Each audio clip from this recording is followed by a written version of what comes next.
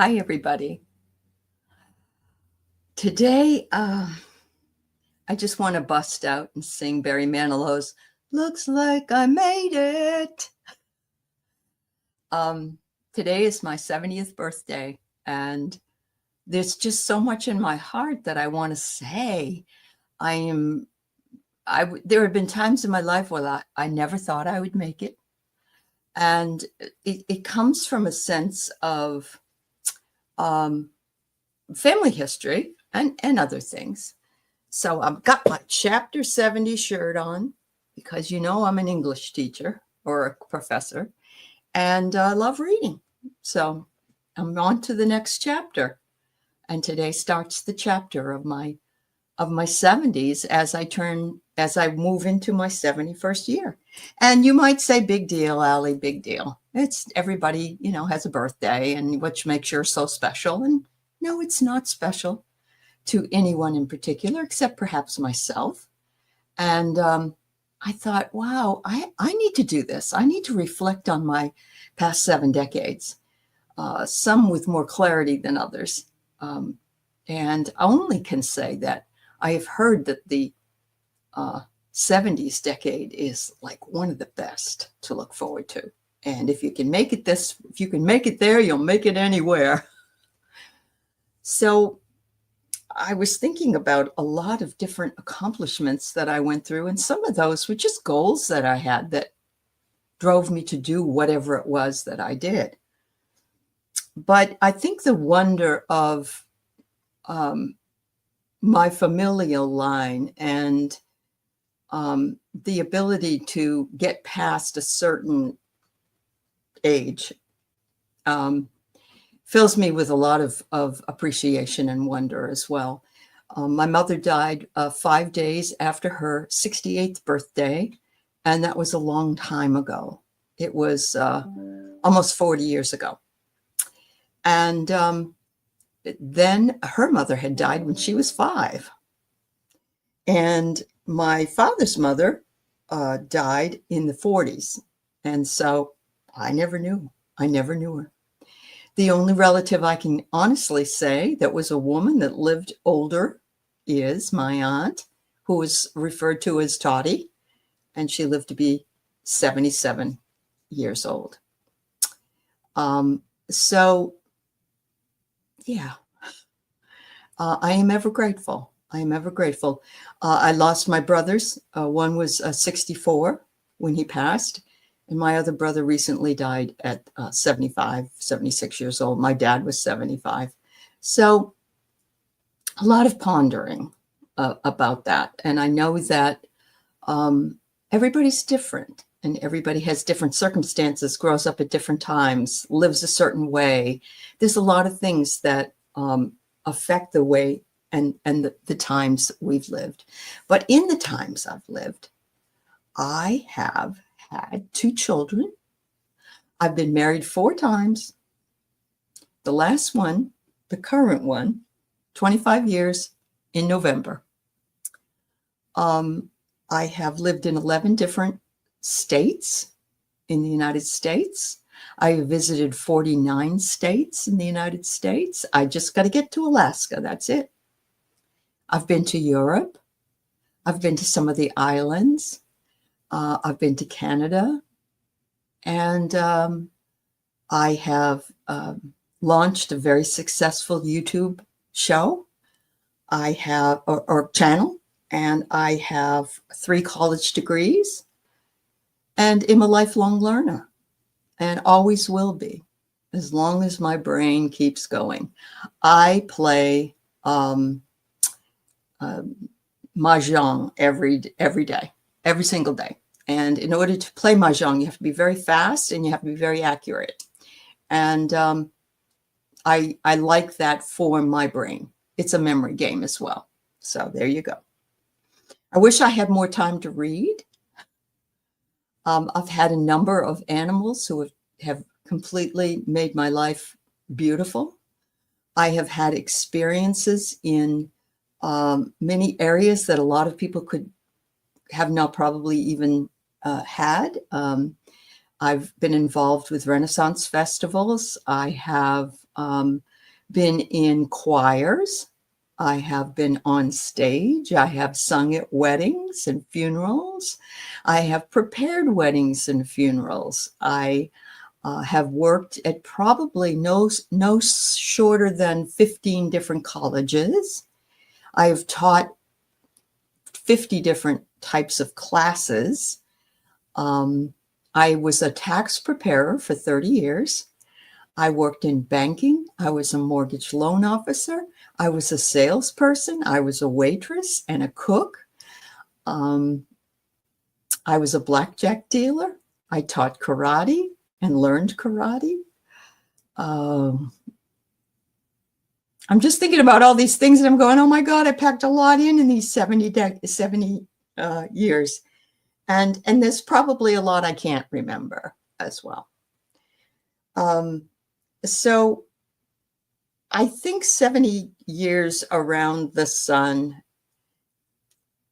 is amazing. And I celebrate all those who turn every age that seems to be sort of a landmark age. I remember being 30. I remember turning 40. I remember turning 50. I remember turning 60. And I will always remember turning 70 as well. Whether I get to 80, God willing, we'll see. But I may be a number, but I am not old. I may look old. I may sometimes act old. I may feel old. But inside, I really, really feel as though I have a youthful spirit and a youthful way of looking at things. So, you know, I was working on this and it became my syllabus for living. And as a professor, that's what I do. I have to create syllabi, as it were, that tell you what's going to happen in the class, what you're expected to know, and how you will best arrive at that destination if you follow the rules. Now, these are my rules, and you're not in my class, so you make your own syllabi. So the syllabus is an evolving curriculum of existence that keeps rewriting itself long after you thought the final exam was over. We're never really out of school, ever. We go through different time periods where we are in different planes of existence, let's say, or different learning curves. But here I am at 70 today, and the lessons are still arriving, usually as disguised as minor inconveniences, occasionally miracles, but always wearing the same two fundamental name tags: gratitude and change. It's a wild ride, and it keeps surprising me. Change is constant. We're never going to be the same, even in the next day, as we are right now. Change should be embraced and not feared. If you remain in that paradigm where you're always learning something and you're grateful for all those things that you are learning, then you don't have to have any fear in your life. You know that you are exactly where you're supposed to be, doing exactly what you're supposed to be doing. And you're happy to be there. It doesn't mean that it's a pleasant experience, not always. But in hindsight, when you look back at it, you can see, yes, I see. I see the lesson. I see what I was meant to learn. So I asked myself recently a big question.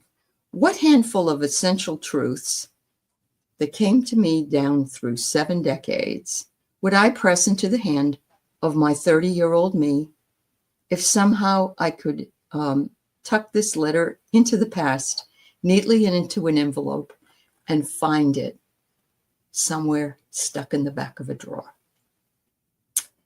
The pile of potential wisdom is enormous.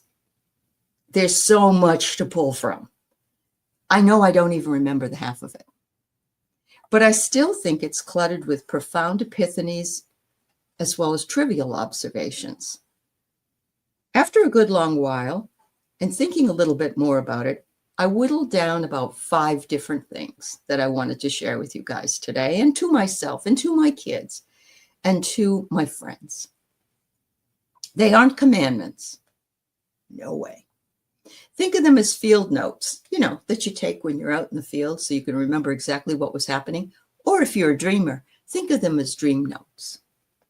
Scribbled observations from 70 years of skinned knees, hard-won triumphs, and more second chances than I probably deserved. But then again, I know I deserve them. We all deserve them. We do. They're simply what stuck, what resonated, and what proved true to me over and over again. So take what you want, leave the rest, make up your own, do what you wish. Always look forward. Look forward to having a most wonderful and spectacular life, no matter how much you've gone through or how much lies ahead. Gratitude is a muscle, not a mood. If it was a mood, we'd forget all about it some of the time. You can be happy somebody brings you in some flowers, or maybe you get a compliment. But, that's a mood, but it isn't. That's rare. We have to be grateful every day, every single day, for what we learn and what comes to us. Some days are sunny and some days are foggy, and some days are rainy and some days are icy. And some days you don't want to get out of bed, neither do I. And some days it seems like there's nothing you can do right. So life can hit you with a double whammy many, many times. That can include job loss, pet loss, spousal loss, parent loss, friend loss. These times are the opportunity for us to reflect upon the meaning that loss gave us, English teacher, gave us in our own lives. One afternoon, sitting and speaking with a person who was older than I and much admired, I found about a book that I wanted to read and bring to my English class. It was called Tuesdays with Maury by Mitch Albom. I had all my freshman college students read this book. Now, Aley, why would you have that book read in college about a man who is dying and the profound impact that he had on his student? Why would you do that? Those kids would never understand that kind of thing. It was a preparation. It was a preparation for loss. I know that every one of those young people would eventually come to. After all, I was only 33 when I had my mother pass, and only 37 when I lost my father. Yes, that's not a 17 or 18-year-old kid, but they had grandparents and I didn't. Grandparents, aunts, uncles. And there are always in every age where we can lose somebody or a pet. That's very true.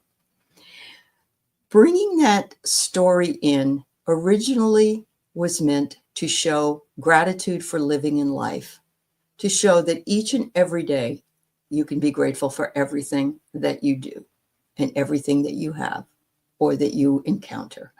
Maury spoke in one of the chapters about what would he do for his most wonderful day if he could choose anything to do in a myriad of choices.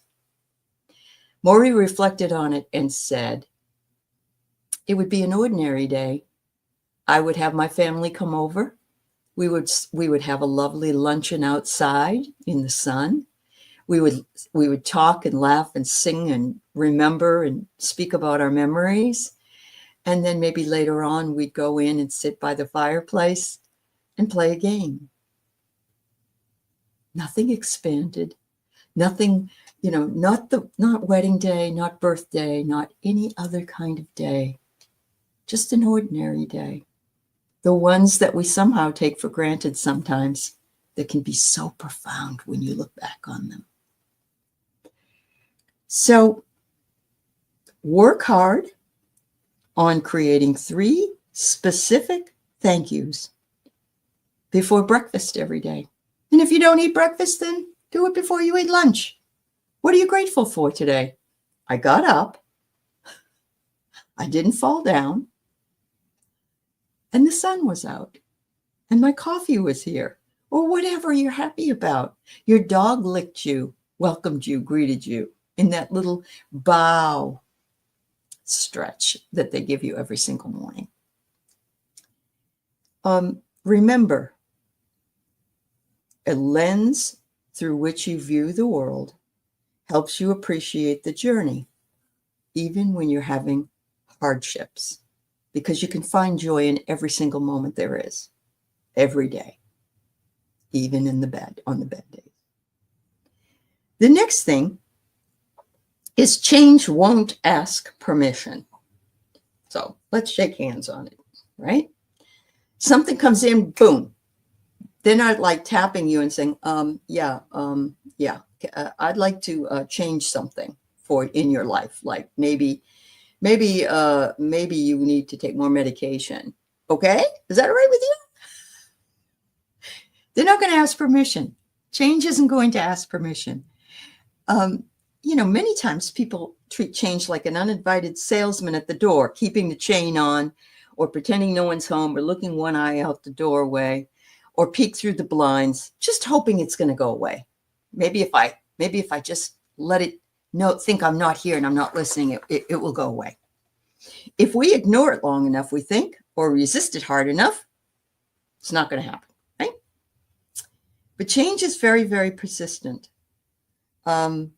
We have divorce that rearranges our address book, that changes our Facebook or our Instagram feed. We also might have to bargain with the universe. Just one more paycheck, one more clean scan, one more, please, one more. We can't bargain with change. Change is not going to change it's not going to back off. We can't ignore it. If you notice a change in your health, don't ignore it. If you notice a change in your relationships, communicate. If you notice a change in your interests, think about it, document it, write about it, enjoy it. We all go through changes, every single one of us. Some of us more than others. I can attest to that. Let's say that we look at ourselves in the mirror and say, "Hi, change.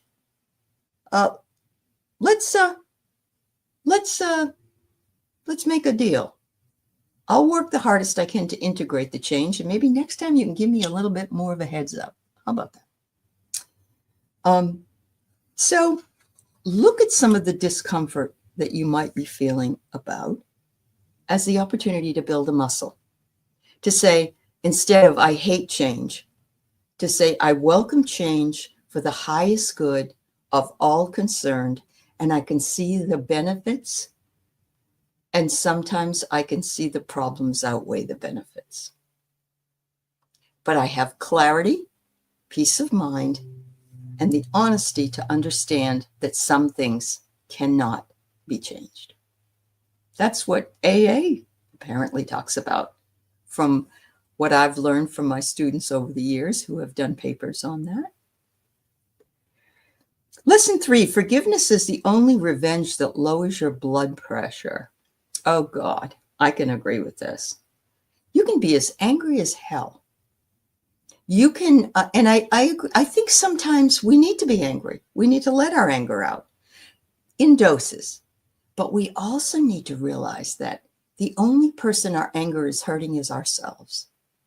We're not hurting the person that we're angry with, and we're certainly not hurting inanimate objects by our anger, or drivers in other cars that cannot hear us. This has been a hard lesson for me. We don't need to make our blood pressure go soar. We need to forgive. We need to say the Ho'oponopono prayer, which is, I am sorry. Please forgive me. Thank you. I love you. As many times as possible. Does that mean you have to forget? No, you don't have to forget. That's how lessons are learned.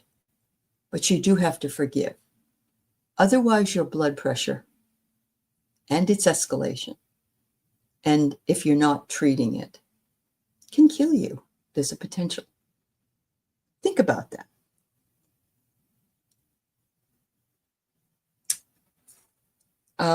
I read somewhere that writing someone a letter, chronicling how upset you are, if they're either deceased or they're still here, but you don't want to mail this letter, you can write down every darn thing that you feel and how angry that you are. And you can fold it up and you can take it and burn it. You can do this. This is a very powerful ritual.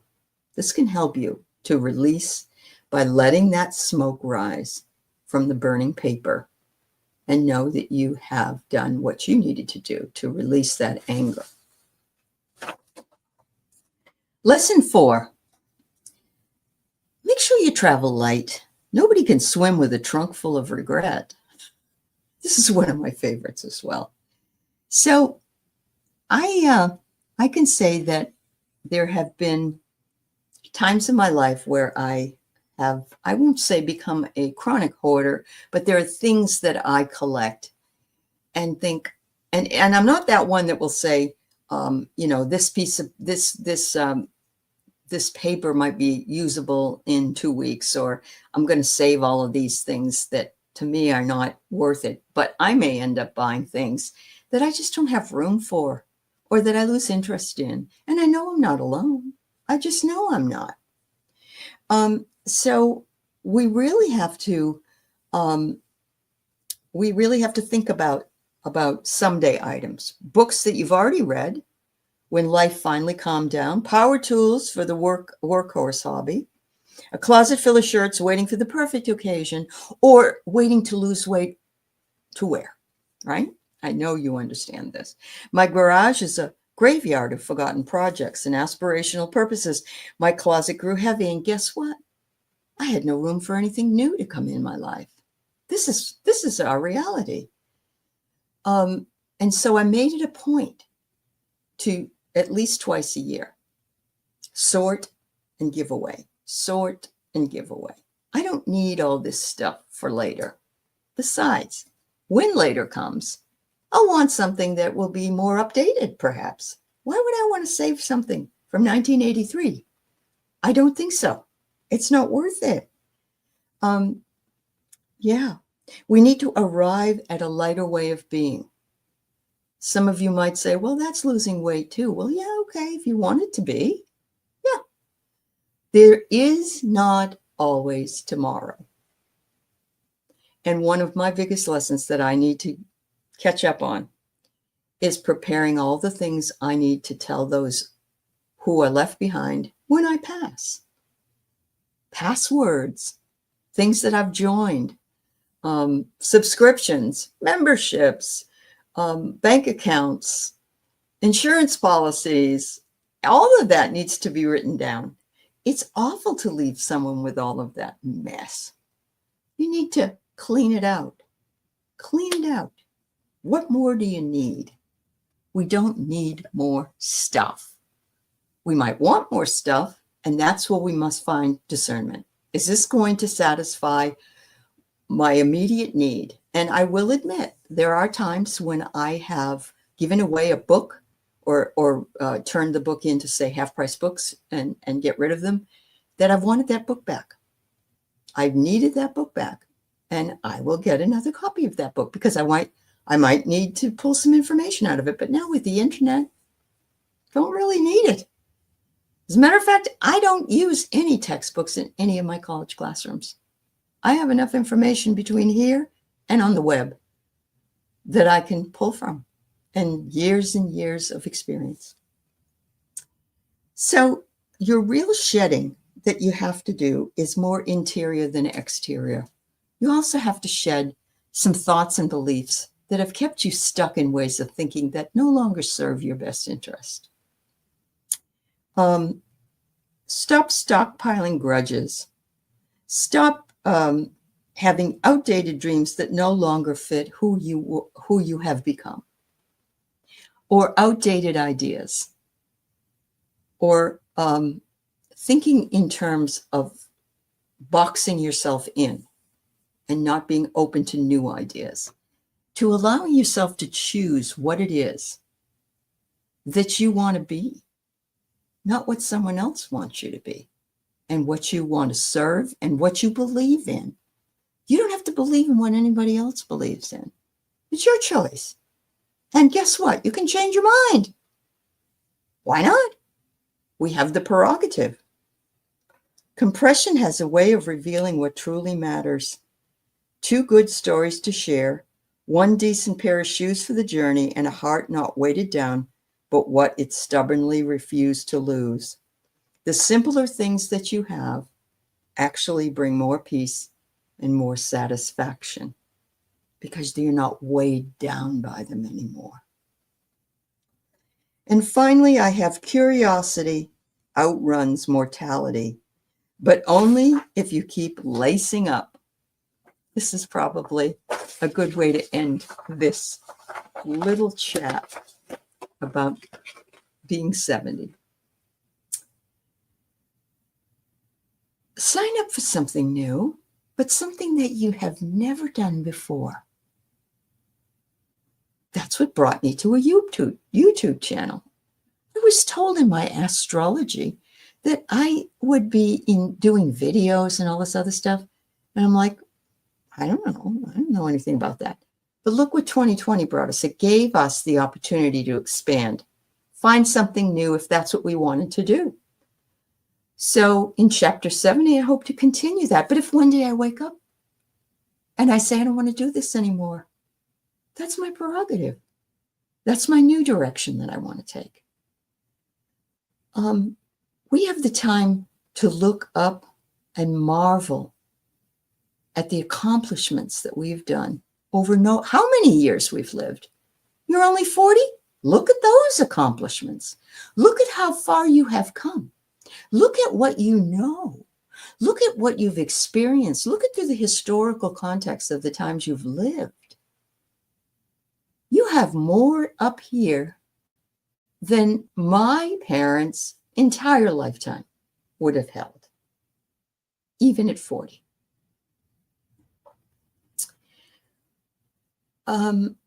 We need to know that celestial fires and the idea of looking at the stars is just another wonderful way of looking at something new.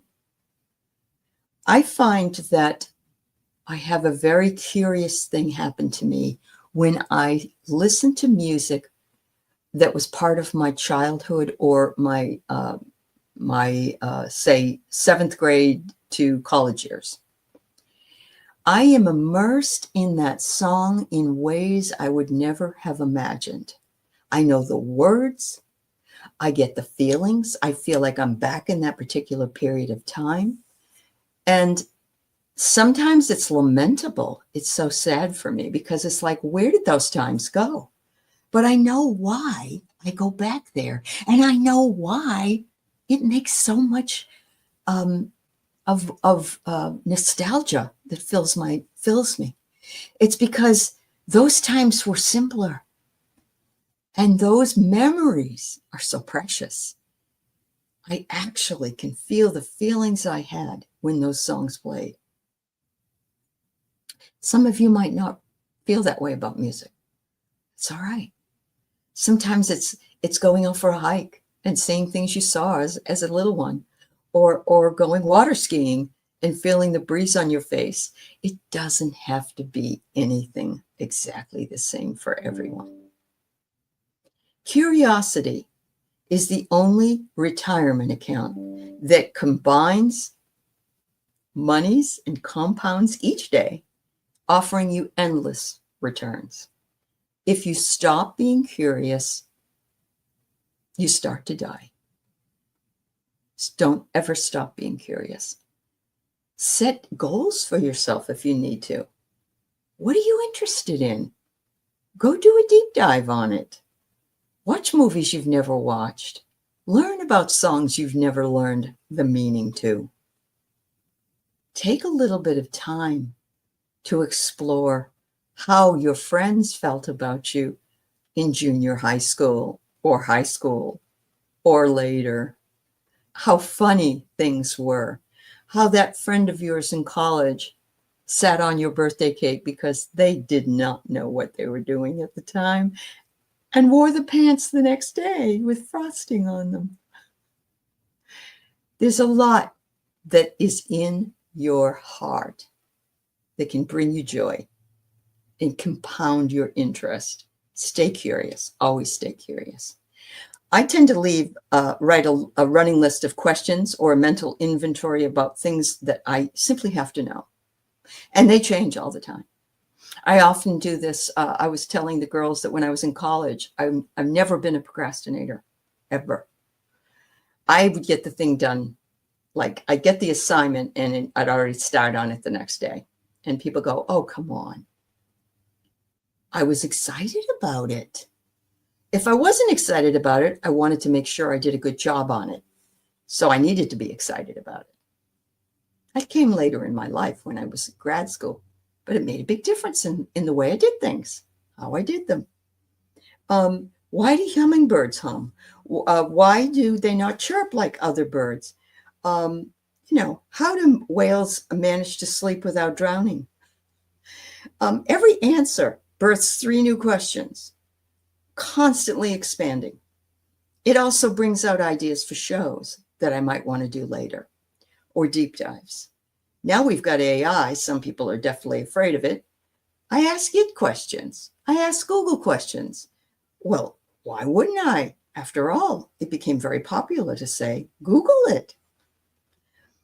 But my search history also includes deep dives into libraries databases, because I don't want just something like Wikipedia where people throw together everything and we don't know if it's true or not, and a lot of other things that aren't really true I need to know more about. So I'll go in there and I'll research in there. It's important to me. My goal is to die curious on the last day of my life, whenever that might be, because I don't know when it will be. Preferably mid-sentence, perhaps even with a library book or a book I just bought and I haven't been able to finish. You're never too old to learn new things or pursue your passions, and maintaining curiosity keeps your life vibrant, meaningful, and it keeps your brain active and your memory working. I admit I still have brain fogs. That's all right. Some things age faster than others. If any of these 5 field notes land in your pocket like a smooth, comforting stone, something you'll carry around for a while, I'd love to hear what resonated most with you. I would love you to put it in the comments. And my closing thought, 70 years, what a journey. I remember my dad and my mom sitting in a drive-up restaurant on my 30th birthday. I got out to get the food because I was now 30 and I could order for everybody and pay. My mother told me when I got back in the car, look at that, Dawn. That girl is 30. Well, Mom, look at me now. That girl is 70. And thank you for bringing me into the world. And thank you, Dad, for teaching me all you knew about it as well. My syllabus is perpetually unfinished. My exams are always open book. And that's the truth in reality and metaphorically. And the only real failing grade is refusing to turn the page. Don't hesitate. The next chapter, whatever it holds, is luminous and waiting patiently for you to take some notes in the margin. Thank you for being here and listening to me. Much love.